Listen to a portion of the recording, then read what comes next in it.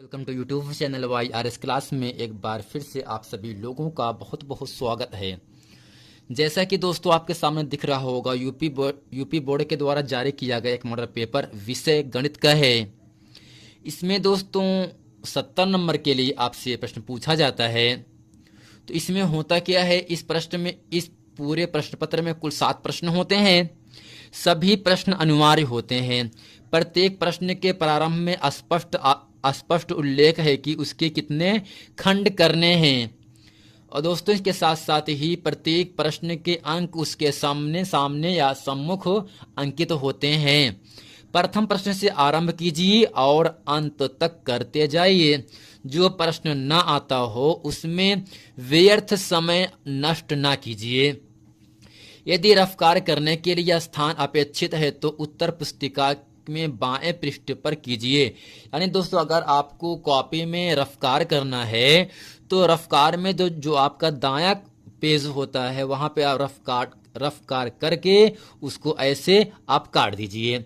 उस पृष्ठ पर कोई हल ना कीजिए। अब दोस्तों यहां से है, रचना के प्रश्नों के हल में रचनाएं रेखाएं ना मिटाएं।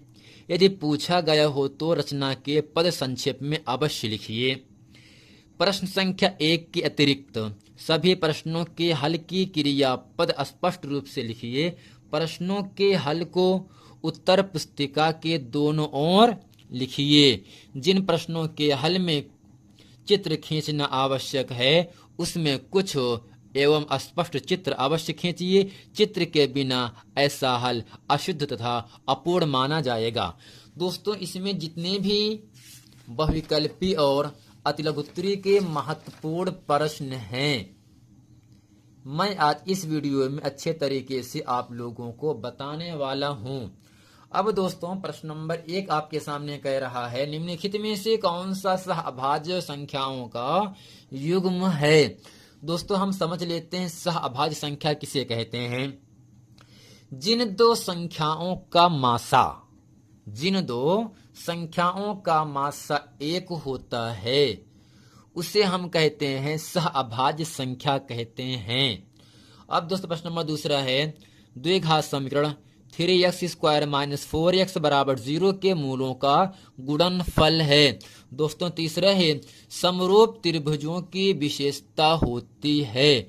दोस्तों ऑप्शन पहला है उनकी संगत भुजाएं समानुपाती होती हैं। दूसरा है संगत कोण बराबर हों। तीसरा है उपर्युक्त में से दोनों। चौथा है इनमें से कोई नहीं। तो फ्रेंड आपको याद क्या रखना है, समरूप त्रिभुजों की जो विशेषता होती है तो उनकी जो संगत भुजाएं समानुपाती होती हैं। संगत भुजाएं समानुपाती होने के साथ साथ संगत कोण बराबर होते हैं, इसलिए उपर्युक्त में से दोनों ऑप्शन सही हो जाएगा। दोस्तों प्रश्न नंबर घ है, cos 60 cos 30 sin 60 sin 30 का मान क्या होगा। प्रश्न नंबर 8 आपके सामने कह रहा है, निम्नलिखित में से कौन सी केंद्रीय प्रवृत्ति की माप नहीं है। दोस्तों पहला है माध्य है, बहुलक है, माध्यिका है, मानक विचलन है। जैसा कि दोस्तों जब आपको मैंने इकाई 16 अर्थात जो सांख्यिकी पढ़ाया था उसमें माध्य निकालना, बहुलक ज्ञात करना, माध्यिका ज्ञात करना बताया था, लेकिन मानक विचलन निकालना नहीं बताया था। इसलिए मानक विचलन केंद्रीय प्रवृत्ति की माप नहीं है। अब दोस्तों प्रश्न नंबर 4 आपके सामने यहाँ कह रहा है, दो बिंदुओं के निर्देशांक -8, 0, 0, -8 हैं। इन बिंदुओं से बने रेखाखंड के मध्य बिंदु के निर्देशांक होंगे। आइए दोस्तों प्रश्न नंबर 1 से अच्छे तरीके से हम हल करते हैं। तो दोस्तों यहाँ से 14, 35 है, 18, 25 है, 31, 93 है, 32, 62 है। इन चारों ऑप्शन में ऑप्शन नंबर आपका दूसरा सही हो जाएगा, 18, 25, क्योंकि ये दोनों संख्याएं केवल 1 से कटती हैं और किसी भी संख्या से नहीं कटेंगी।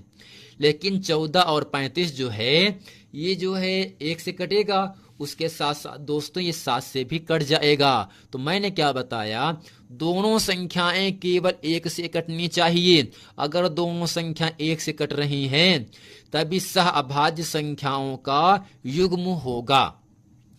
दोस्तों प्रश्न नंबर ख आपके सामने यहां से कह रहा है, 3x² माइनस 4x बराबर 0 के मूलों का गुणनफल है। दोस्तों यहां से लिखेंगे दिया है, यहां से लिखेंगे दिया है 3x² माइनस 4x। दोस्तों यहां से अचर संख्या नहीं दी है तो इसे हम क्या मानेंगे, यहां से 0 बराबर 0। दोस्तों यहां से लिखेंगे की तुलना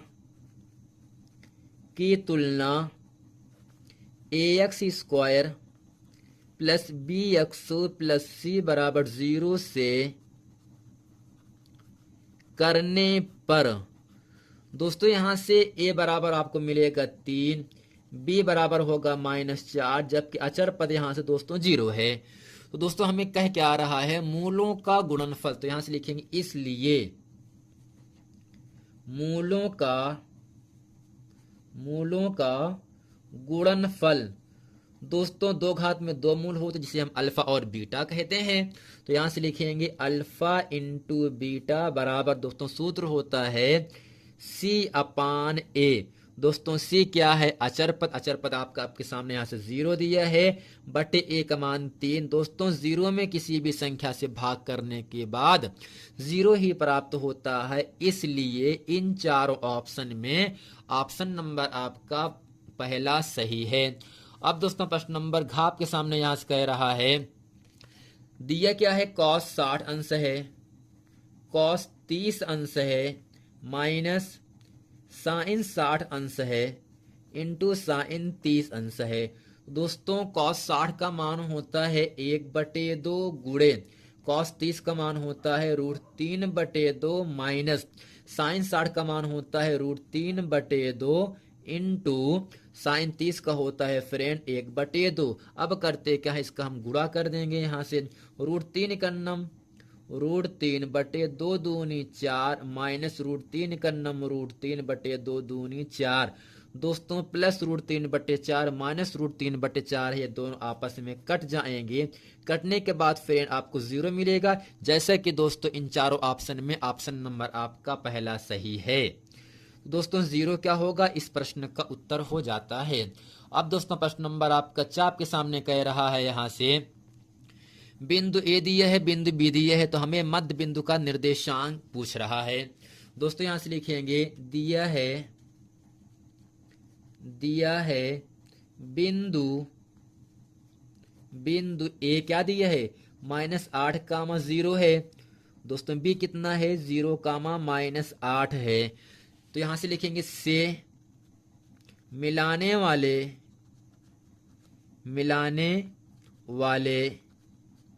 मध्य बिंदु का निर्देशांक, मध्य बिंदु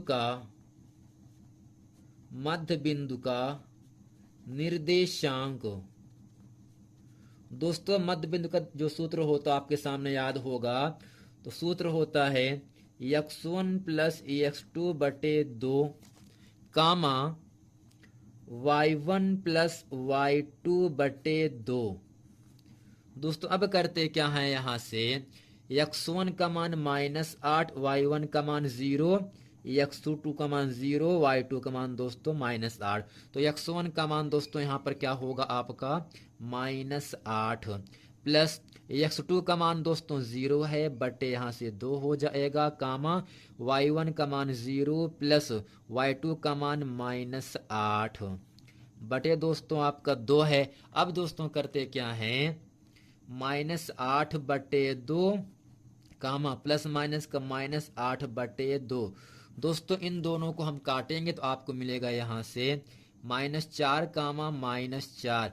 जैसा कि दोस्तों आपको दिख रहा होगा, इन चारों ऑप्शन में ऑप्शन नंबर आपका तीसरा सही है, -4 कामा -4।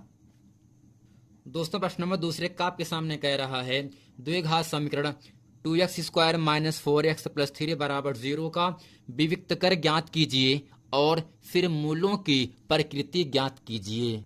दोस्तों इसके हल में लिखेंगे दिया है, तो यहां से लिखेंगे दिया है समीकरण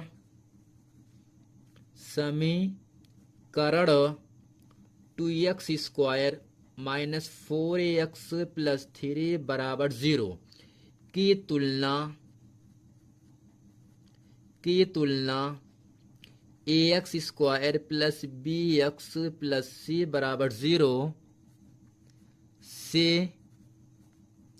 करने पर, अब दोस्तों यहाँ से a बराबर आपका 2 है, b बराबर -4, c बराबर 3।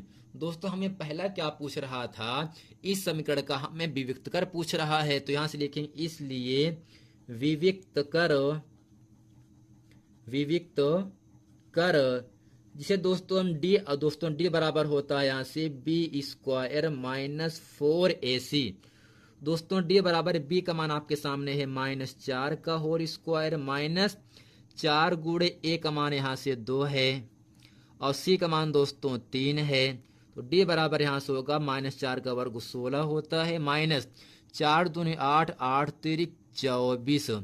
जब दोस्तों हम 24 में 16 घटाएंगे तो आपको मिलेगा यहाँ से -8, जो कि दोस्तों कैसा है आपका ऋणात्मक मान है, तो यहाँ से लिखेंगे ऋणात्मक मान। अब दोस्तों आपको याद क्या रखना है, अगर d का मान 0 से छोटा है तो मूल अवास्तविक अर्थात काल्पनिक व भिन्न भिन्न होंगे। तो दोस्तों यहाँ से लिखेंगे चूंकि b स्क्वायर -4ac ये दोस्तों छोटा है, किससे 0 से छोटा है, इसलिए समीकरण के मूल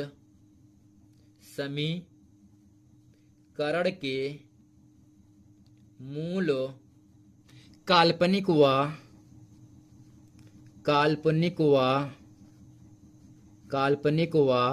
भिन्न भिन्न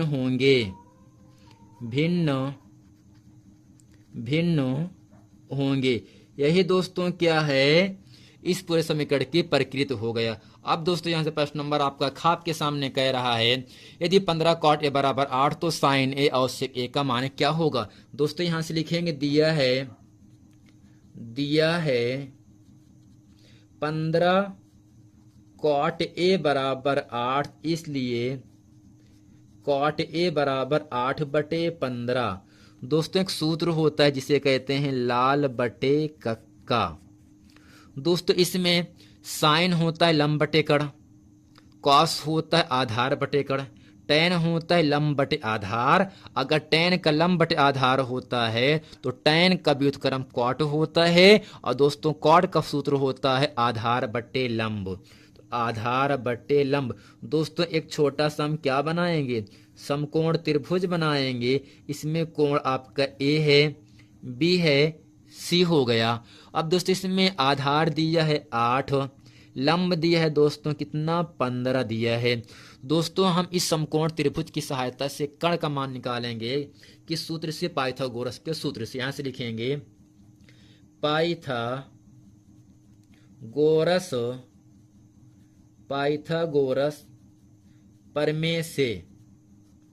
प्रमेय से दोस्तों सूत्र क्या होता है, कर्ण का वर्ग, कर्ण क्या है यहाँ से BC, कर्ण का वर्ग बराबर लंब क्या दोस्तों AC, लंब का वर्ग प्लस आधार यहाँ से है AB का होल स्क्वायर। तो जो पाइथागोरस प्रमेय है ये लगता है समकोण त्रिभुज में। फार्मूला होता है कर्ण का वर्ग बराबर लंब का वर्ग अर्थात AC का वर्ग प्लस आधार AB का वर्ग। दोस्तों BC हमें ज्ञात करना है कर्ण, तो यहाँ से लिखेंगे BC का होल स्क्वायर बराबर AC का मान दोस्तों यहाँ से 15 है प्लस AB का मान दोस्तों 8 है। तो यहाँ से हो जाएगा आपका BC का होल स्क्वायर बराबर 15 का दोस्तों 225 होता है, 8 का वर्ग दोस्तों कितना होगा 64 हो जाएगा। दोस्तों इन दोनों को हम यहाँ से जोड़ देते हैं तो 5 4 9 6 2 8 2 यानी आपको 289 मिल गया। और दोस्तों यहाँ से BC बराबर हम निकालेंगे, जब वर्ग घटता है 2 निशान लगता है यहाँ से 289। और दोस्तों जो 289 संख्या है ये आपका 17 का वर्ग होता है, अर्थात 289 का वर्गमूल दोस्तों क्या होगा 17 हो जाता है। तो दोस्तों हमें यहाँ से कह क्या रहा था, साइन ए और सेक ए का मान क्या होगा। तो यहाँ से लिखेंगे इसलिए साइन ए बराबर दोस्तों साइन ए का सूत्र होता है लंब बटे कड़, कड़ कितना निकाला 17। तो यहाँ से लिखेंगे लंब बटे कड़, लंब दिया दोस्तों यहाँ से 15, कड़ कितना दिया है दोस्तों, आपके सामने 17 निकल गया। और दोस्तों अगला यहाँ से सेक ए सेक दोस्तों, सेक जो होता है वो कॉस का व्युत्क्रम होता है। जब कॉस का सूत्र होता है आधार बटे कड़, तो सेक का होता है कड़ बटे आधार। तो यहाँ से लिखेंगे कड़ बटे आधार। दोस्तों कड़ कितना है 17, आधार कितना है 8। तो फिर यहाँ से साइन ए का मान 15/17 और सेक ए का मान 17/18 इस पूरे प्रश्न का उत्तर हो जाता है। दोस्तों उम्मीद करते हैं प्रश्न नंबर 2 का खा इसे अच्छे तरीके से आप समझ गए होंगे। दोस्तों प्रश्न नंबर दूसरे का आपके सामने कह रहा है, यदि दो समरूप त्रिभुजों का क्षेत्रफल क्रमशः 121 वर्ग सेंटीमीटर तथा 289 वर्ग सेंटीमीटर है, तो इनकी संगत भुजाओं में अनुपात बताइए। तो दोस्तों मैंने आपको बताया था, अगर दो आकृति समरूप हैं तब समरूप के संबंध में सूत्र होता है समरूप त्रिभुजों के क्षेत्रफलों का अनुपात बराबर संगत भुजाओं के वर्गों का अनुपात। दोस्तों यहां से लिखेंगे समरूप त्रिभुजों के क्षेत्रफलों में अनुपात, समरूप त्रिभुजों में क्षेत्रफलों का अनुपात, क्षेत्रफलों का अनुपात बराबर होता है दोस्तों संगत भुजाओं के वर्गों में अनुपात, संगत भुजाओं में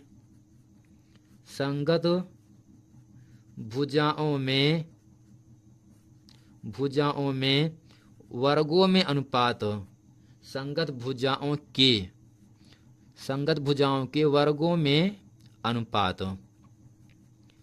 जैसा कि दोस्तों आपको यहां से दिया है क्षेत्रफलों का अनुपात कितना दिया है 121 बटे में दोस्तों क्या होगा आपका 289 बराबर हमें संगत भुजाओं के वर्गों का अनुपात पूछ रहा है। तो यहां से लिखेंगे संगत भुजाओं के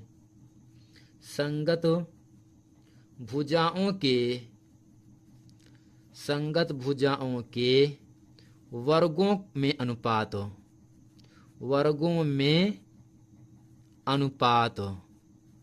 अब दोस्तों करना क्या आपका है, जब यहां से वर्ग हटता है तब इस पूरी संख्या पर वर्गमूल का निशान आ जाता है।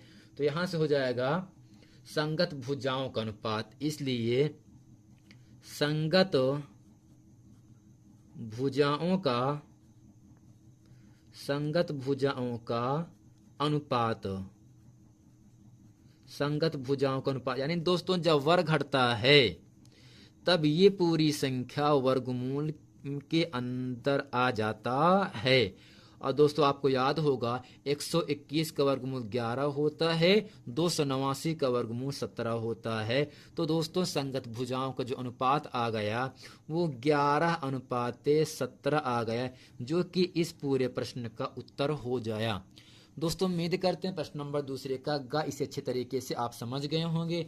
अब दोस्तों प्रश्न नंबर दूसरे का आड़ा आपके सामने यहां से कह रहा है, दोस्तों प्रश्न नंबर दूसरे का घ आपके सामने कह रहा है, यदि किसी बंटन का माध्य 16 और बहुलक 13 हो तो बंटन के माध्यिका ज्ञात कीजिए। दोस्तों माध्य, बहुलक और माध्यिका में एक सूत्र होता है बहुलक बराबर 3 गुणे माध्यिका माइनस 2 गुणे माध्य। तो यहां से लिखेंगे सूत्र बहुलक बराबर